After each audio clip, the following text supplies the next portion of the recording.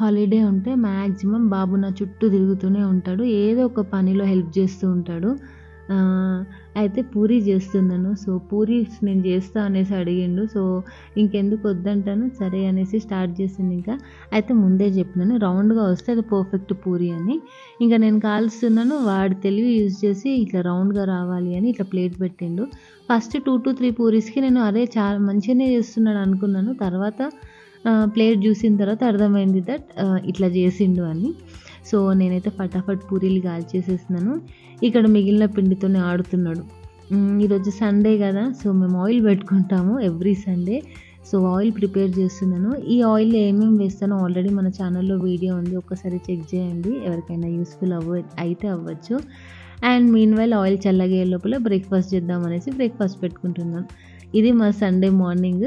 మరిన్ని ఇలాంటి routine videos కోసం ప్లీజ్ నా ఛానల్కి సబ్స్క్రైబ్